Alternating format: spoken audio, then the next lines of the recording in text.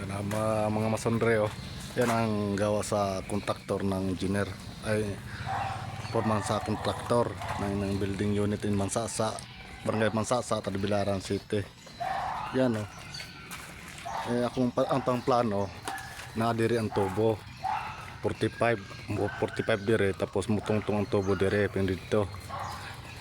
Tapos tagos yan dito, mga kamasonre. Ayun, yung butag awang dito malaki yan, makadaan ng dos na pipe na PVC para tagos. Tapos mo wire dire, tapos na po elbow 45 tsaka 90 degrees na elbow. Tapos mo dagan yan dire, babot dito. Ang resulta ngayon, mga kamasonre, tuwas ba sa taas kara ang ilang drill sa water gikan sa CR nila, Green Hills ni.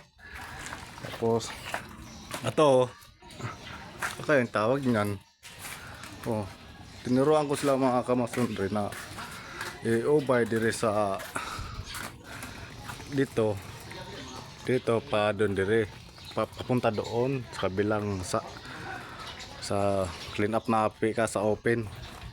Yan kini ang. Tapos pangalawa, kini ilang panghaw sa CR, kini singawan na diri na nandito sa sentro kalagay. Dapat nito nandito sa gilid. Yan, no, dito tanto nakalagay ni ang plano. Sabi mali daw. Hinayaan ko na lang, dito na ako tumulong silang assist. Pero sakto na gyapon o sarang gyapon to na isa, sakto pa rin te. Ang problema nga lang, pag abot sa dulo bumaba, di makakatakbo ang dumi. Tapos ang problema ini yan, o, kapag naanay siya elbow mo down dire, may elbow dito mo down dire, tapos 45 degrees mo apot dito. Tapos ayun, no, yaman ko na lang plano, kay malay ko no yung ako ang plano, kay sila gumabalik. Tapos ang kulang yung 45 na elbow ko, yun ang kulang dire dito sa atong pagtrabaho.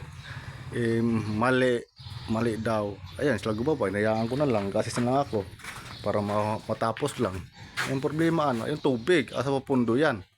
Ayun, no, taas, apit na mag-level sa CR, sa flooring, sa tiles. Tapos ang labas dito, ang gawin yan. Tapos pag tingin sa engineer, yung blessing sa yung October 26 kahapon ng Sunday, mali daw. Balo, sino ang tama sa kanila? Ayan. Yan, kayo na lang ang husgan yan. Comment below na lang.